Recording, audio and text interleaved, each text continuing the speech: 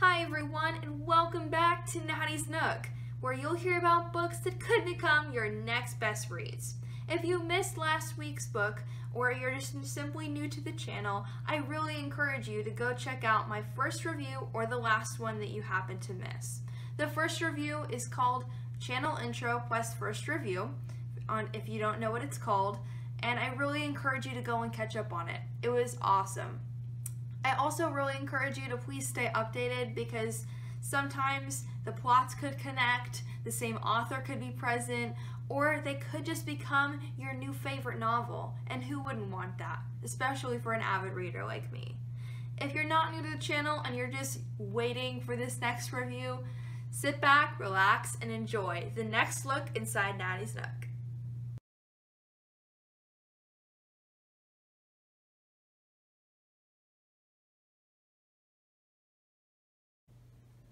Today's look inside the Nook will be about a novel called Echo by Pam Munoz-Ryan. Echo is a 4.4-star rating on Goodreads and it is a historical fiction novel.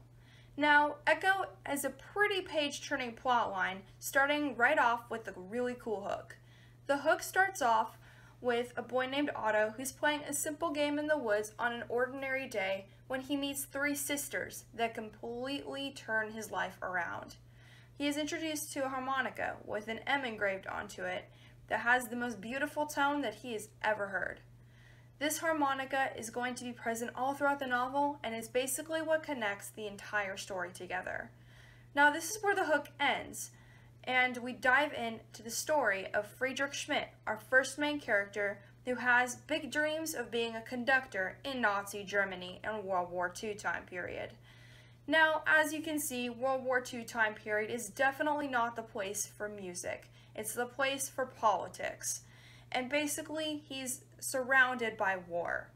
War is raging around him, and he is not a Jew, but he's definitely in danger because his beliefs are not even close to the Nazis. When the harmonica enters Friedrich's life, it puts the fire back in his eyes, and it definitely turns his dreams of conducting into a possibility ahead of him.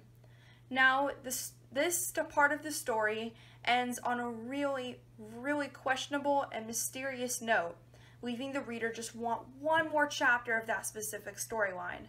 But we'll have to wait to see what happens, because next we jump into the storyline of Mike Flannery.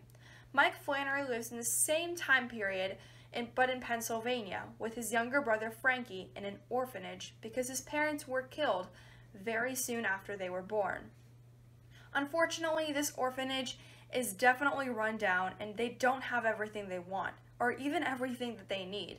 They're looking for scraps of food wherever they can find it, until one time they find the harmonica with an M on it, the same one that Friedrich has found before.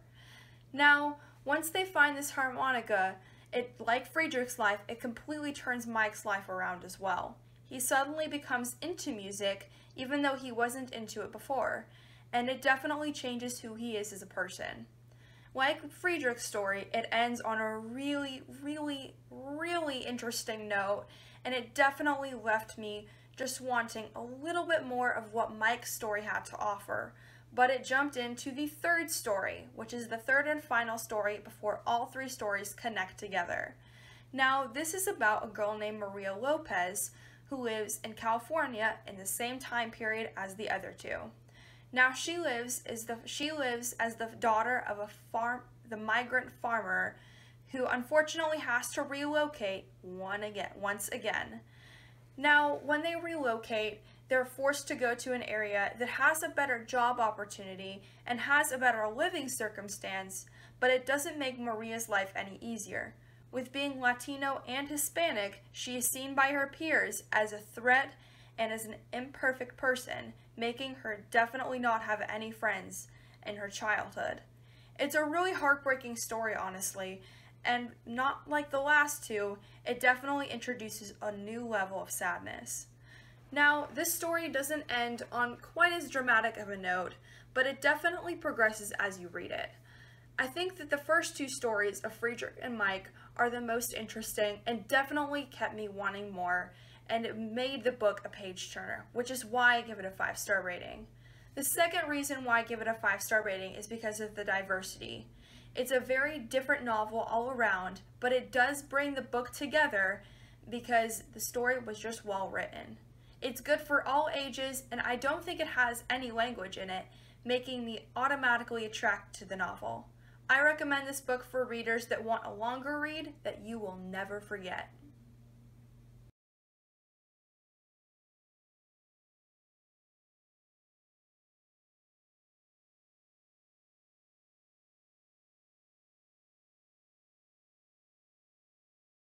If you like this review, please click the like button below as well as the subscribe button to show that you liked this video.